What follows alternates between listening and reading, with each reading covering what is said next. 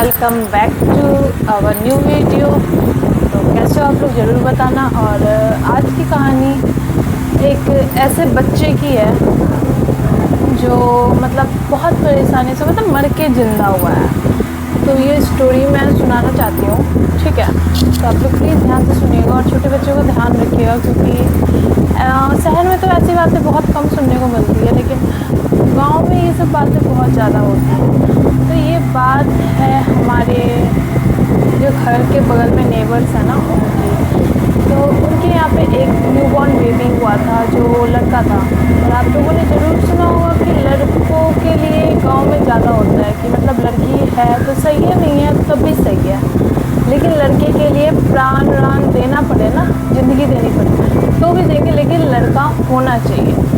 तो मतलब बहुत मुश्किलों के बाद पहला ही बेबी हुआ था, वो लड़का था। अब होने के बाद वो 1 साल का हुआ। जब वो कुछ खाने लगा ना, तो एक बगल में एक दीदी रहती थी जो मतलब नॉर्मली आती थी बच्चे को खिलाने, मतलब ऐसे खेलती थी उनके साथ। मेरी एज की होगी, वो बच्चे के साथ खेलती थी। तो वो एक दिन है ना उसके घर के पीछे लेके गई। आम का सीज़न चल रहा था, मतलब आम का सीज़न क्या, कच्ची कैरी आई हुई थी पेड़ों में। तो उसने क्या किया ना, पेड़ की कैरी तोड़ करके घिस करके थोड़ा सा खिला दिया उसे। एंड देन खिलाने के बाद उसी रात से कुछ ऐसा हुआ कि आप लोग सोच भी नहीं सकते। उस बच्चे का पेट यहाँ तक का फूल गया। डॉक्टर हो गई, डॉक्टर के पास ले जाया गया, हॉस्पिटल ले जाया गया, लेकिन सबने बोल दिया था कि इसके पेट में पानी भर गया है। वो पता नहीं है कैसे भर गया है, डॉक्टर अल्ट्रासाउंड कर लिया, सब कुछ कर लिया, पता नहीं है कैसे भर गया है, लेकिन हाँ पेट में पानी भर गया और ये बच्चा बच नहीं पाएगा। 5-6 दिन और है ये। आप चाहो तो हॉस्पिटल में रख लो, नहीं तो घर लेके जाओ, हमारे पास इसका इलाज नहीं है। आमतौर पे ऐसा होता है कि कह देते हैं कि आप दिल्ली लेके चले जाओ, पटना लेके चले जाओ, हमारे पास इलाज नहीं है। उन्होंने डायरेक्ट ऐसा कर दिया, इसका इलाज है ही नहीं, अब ये बच ही नहीं पाएगा। पूरे घर में मातम का माहौल था। छोटा सा बेबी, वो भी जिसमें लड़का। तो आप लोग सोच सकते होंगे कि घर पे क्या ही गुजर रही होगी। उसमें क्या हुआ, बगल में एक बच्ची रहती थी, जो नेबर थे ना, उसके बगल में 3 बच्चियां थी। उसमें से जो बीच वाली थी वो एक्चुअली ब्राह्मण थी।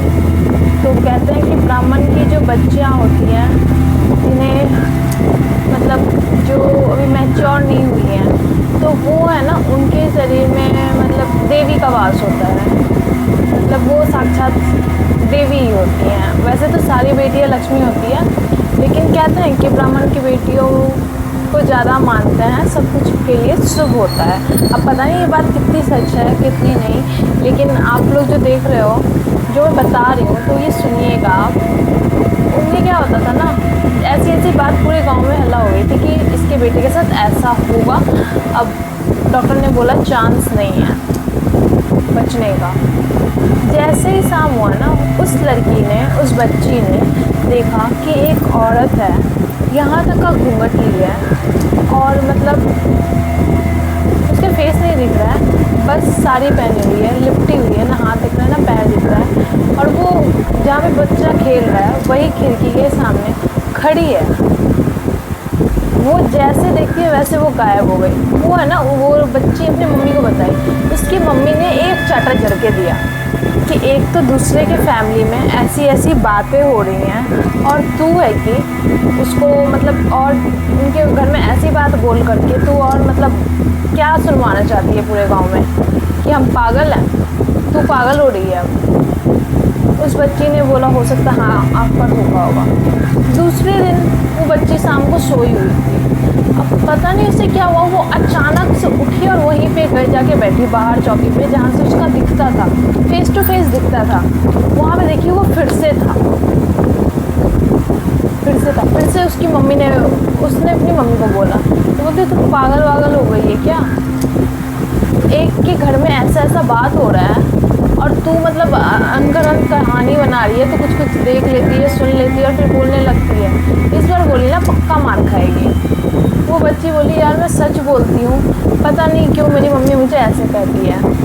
उस बच्चे की तबीयत तो बहुत ज़्यादा ख़राब थी, पानी इतना ज़्यादा दुगनी हाइट से ज़्यादा उसका पेट फूल गया था, फेस फूल गया था, हाथ फूल गया था और पेट तो इस तरह फूल गया था, लग रहा था जैसे कुछ है उसमें। और अल्ट्रासाउंड में कुछ भी नहीं निकला। तीसरे दिन उसकी माँ और वो बच्चे वही चौकी पे बैठे हुए चाय पी रहे थे। तो उसने फिर से देखा।